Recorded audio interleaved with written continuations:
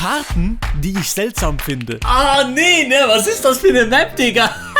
Männliche Körperbehaarungsdichte auf der ganzen Welt. Also auf jeden Fall hier Europa, Nordafrika ist ziemlich behaart. Australien eigentlich auch. Ist ziemlich lustig, weil dort, wo es sehr, sehr heiß ist, also um den Äquator rum, haben die Leute nicht so viel Behaarung, weil es gibt ja auch wahrscheinlich nicht groß Sinn, dass dort viel Haare wachsen. Ich weiß nicht, ob das stimmt, ich weiß nicht, ob das dumm ist, ob überhaupt gar keinen Sinn gibt, aber es ist das, was mir gerade jetzt in den Sinn gekommen ist. Zum Beispiel, ich habe kaum Körperbehaarung. Das, was ich hier habe, ist gefühlt ein 3-Tage-Bad. Ich habe wirklich gar nichts. Und mein Vater kommt aus Peru, also hier. Das heißt, ja, ich habe halt keine Körperbehaarung. Chillig, Digga. Länder in Asien, die die gleichgeschlechtliche Ehe auf nationalem Level anerkennen. Einzig und allein Taiwan. Russland zählt auch dazu, aber akzeptiert es obviously nicht. Nur Taiwan und das seit 2017. Es ist eigentlich schon krass. Ich hätte gedacht, dass Japan, Südkorea, die zwei Länder, dass die das schon längstens anerkannt hätten. Als Kontrast zur letzten Map sieht man auf dieser Map Territorien, in welchem legal verheiratete gleichgeschlechtliche Paare legal gekaufte Waffen kaufen können, um ihr legales Marihuana-Feld zu verteidigen. Habe ich das richtig ausgesprochen? Das kann man in ganz Kanada anscheinend, in Parts of the USA, auch in Mexiko tatsächlich. An diesem Punkt in Mexiko, man macht es besser einfach legal, dann gibt es die ganzen Drogenbarone einfach nicht mehr. Pfeifett, Digga. Und in Uruguay, glaub, und auch in Südafrika. Kein einziges Land in Europa gewährt das, aber das liegt wahrscheinlich in erster Linie an den Waffen. Zugnetze aus dem Jahr 2020. Europa natürlich the Gangster. Alles ist miteinander vernetzt, vor allem natürlich in der Schweiz. Bestes Zugsystem in der Schweiz. Deutsche Bahn, ich kann euch gerade leider nicht hören, Digga. Was Schienenverkehr angeht, Europa natürlich GOAT, Beste. Und hier Südostasien, auch nicht schlecht. Also Indien ist ziemlich gut miteinander, alles vernetzt. Dann der Rest ist so ein bisschen, naja, also ich würde jetzt nicht sagen, dass das gut ist. Ja gut, in Australien gibt es halt gefühlt gar niemanden, der innerhalb des Landes wohnt. Also ja, gibt schon, aber ist jetzt nicht so miteinander verbunden. The one and only, das schlechteste Zugsystem der Welt gefühlt, Nordamerika. In Kanada gibt es wahrscheinlich gar nichts.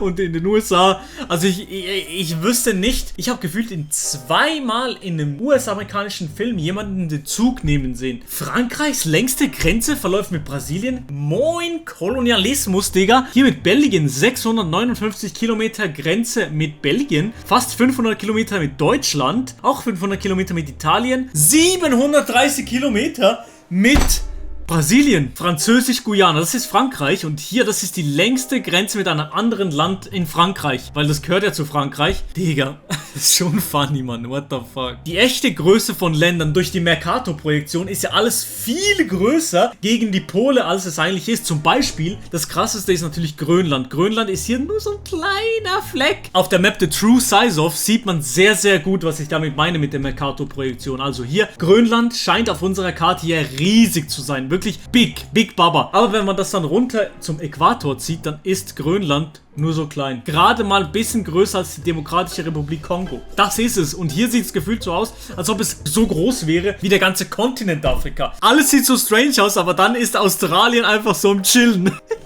Ja, moin, Digga. Australien sieht einfach genau gleich aus. Haben die das überhaupt nicht angepasst oder was? Hä? Die Standard-Weltkarte ist ja zentriert auf Großbritannien oder das Vereinigte Königreich, aber das ist ja eigentlich willkürlich. Eigentlich könnte die Karte ja zentriert sein auf egal welcher Ort auf der Welt. Zum Beispiel auf Neuseeland. Hier ist die Welt zentriert auf Neuseeland und so würde das aussehen. Das ist so weird, also eine Map zu sehen, die zentriert ist, nicht auf Großbritannien bzw. auf Europa, sondern auf Neuseeland, Digga. Man sieht einfach fast nur der Pazifik. Jetzt noch etwas Aktuelles. Flüge von Tokio nach London fliegen jetzt nicht mehr über den Airspace von Russland, sondern fliegen über Alaska. Das dauert jetzt 15 Stunden und 12 Minuten, also 3 Stunden länger als sonst von Tokio nach London. Auf der 2D-Map ist hier Japan also und normalerweise wäre man hier rüber geflogen, zack, gerade nach London und jetzt fliegt man halt hier rüber, hier über Anchorage wahrscheinlich,